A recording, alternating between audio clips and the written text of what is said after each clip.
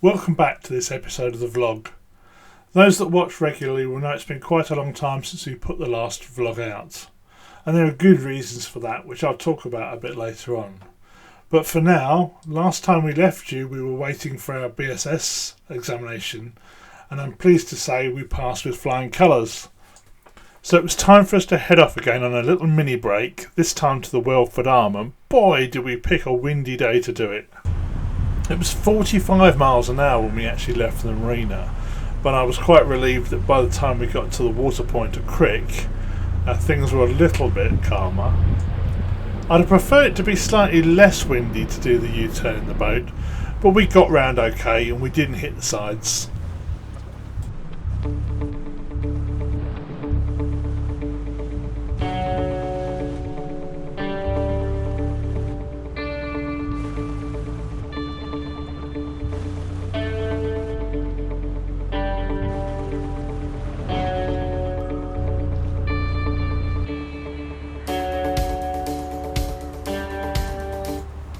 Our friends Kat and Andy were also due to join us on this trip. It would be their last voyage in Gazelle before they sold it, but Andy was pretty concerned about getting the boat out of the marina okay.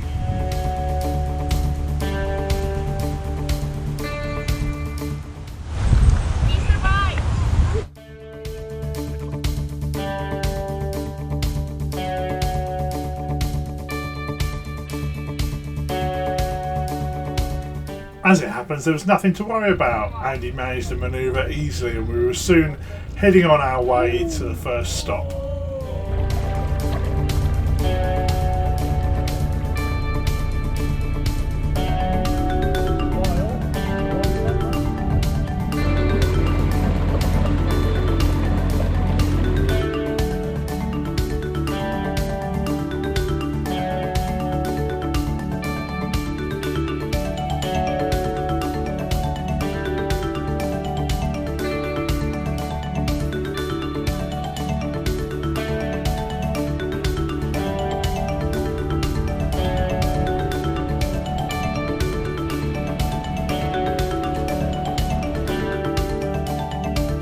We travelled along the canal for about an hour before finding our favourite spot to stop for some lunch. Note the very creative use of two stools and our gangplank.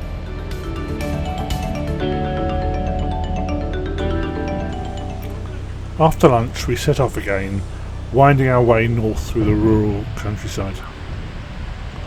The history of this canal is really fascinating. Originally, in 1873, the Leicestershire and Northamptonshire Union Canal was proposed, with the intention of linking the River Soar at Leicester with the River Nene at Northampton.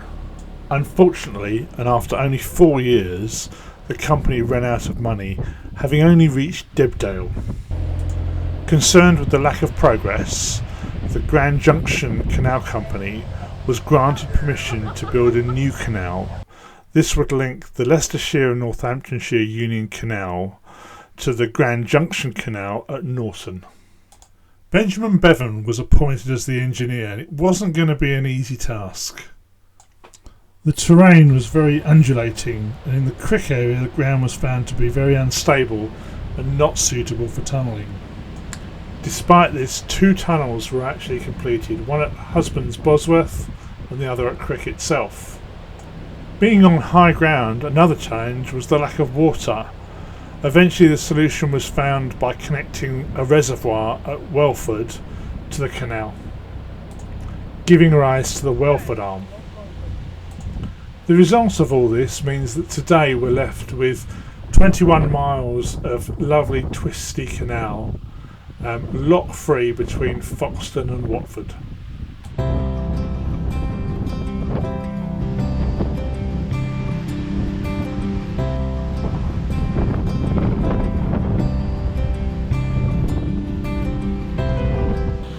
The reservoir at Welford flows down the Welford Arm, and here you can see the large bywater needed to accommodate such a big flow of water. Also here there used to be a swing bridge, but that's long since gone. Sometimes the large flow of water can make the lock a little bit tricky to get into, but today Susie had no problem getting the boat in.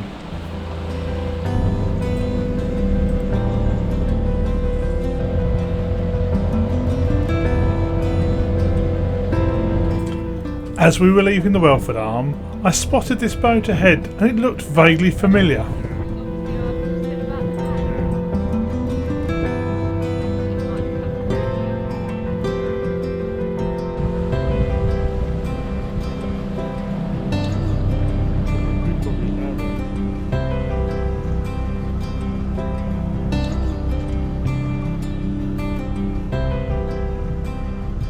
And a little bit further I spotted it again, so we pulled over to investigate.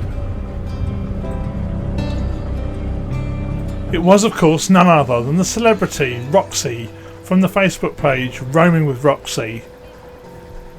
Hey Roxy, hello!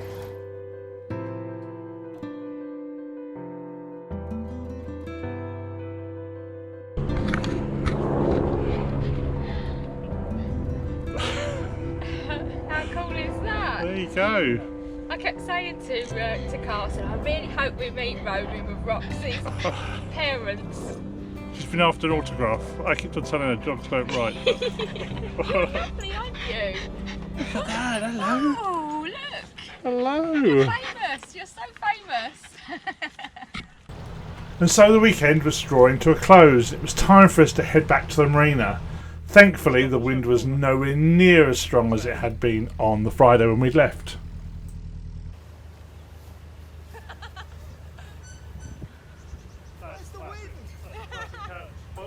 As Cat and Andy headed towards Crick for the last time, I mused on the fact that it was only a chance encounter on the Nene that had brought our boats together, and it had been the start of a great friendship. I'm certainly going to miss their company when we're out cruising.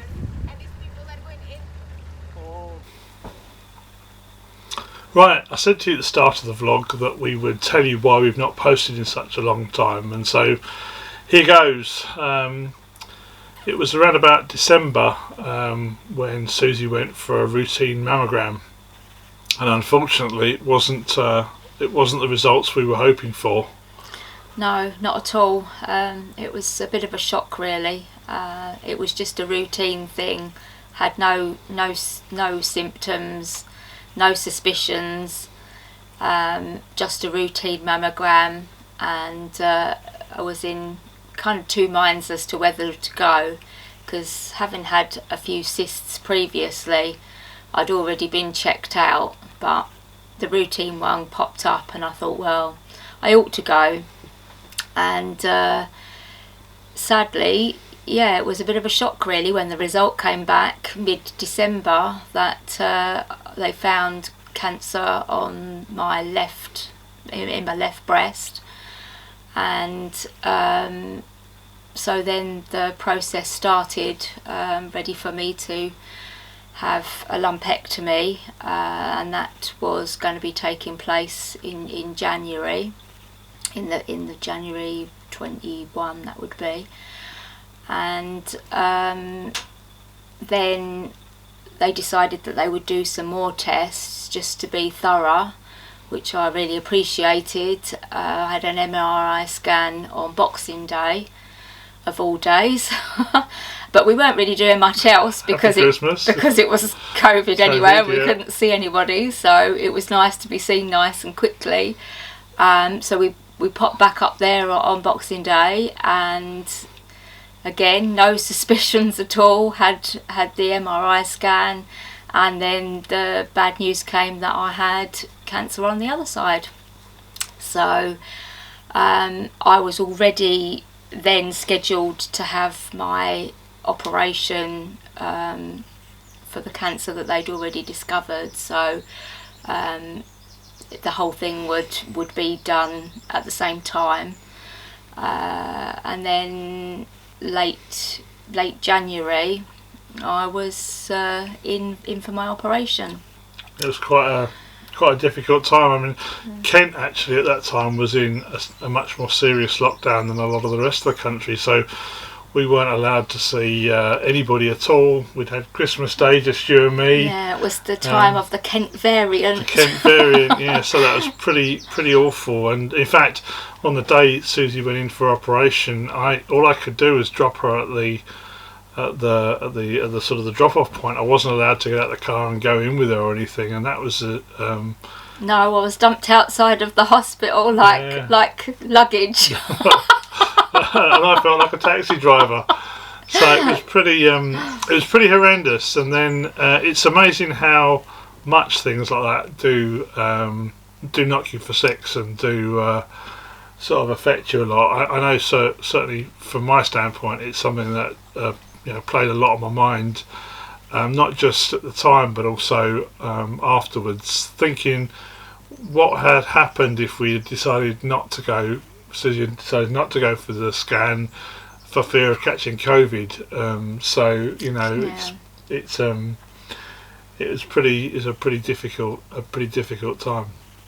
But it meant we kind of editing footage and doing things like that was really a very, very high priority for us, was it? No, it's still quite difficult really to sort of like look back on it all. It's not the greatest of times, but I feel really, really fortunate and was very well looked after, albeit that basically I went into hospital, had the lumps removed, was sent back home within hours. It was a very, very swift process, and then I had to recover at home with sort of phone call support and from the Macmillan and the breast care nurses, but I really am extremely grateful that I was seen, and luckily a year later I've had more mammograms, and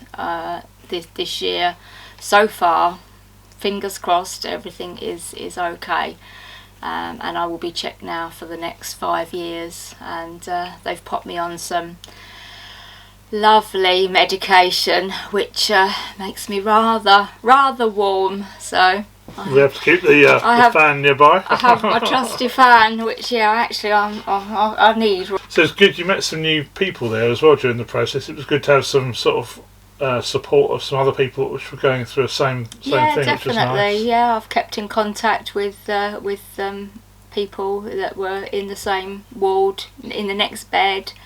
So lots of positives, but a tough time, hence why we've been a bit quiet. Yeah. Anyway, we've got quite a lot of footage to work our way through now. We've got all of the Summer Adventure 2021, which will be coming up in the coming weeks and months, and then there's some more footage on the upgrade of the boat, which will be quite exciting, and then we've got some really exciting news of what we're going to do with the boat next year. So lots to look forward to. We're very grateful to be here and to carry on doing the vlogs. Absolutely. Well, that's about it for this time. Next time you join us will be at the start of the 2021 cruising season, and we've got some cool things planned. If you've enjoyed this vlog, please consider liking and subscribing. I'll see you next time.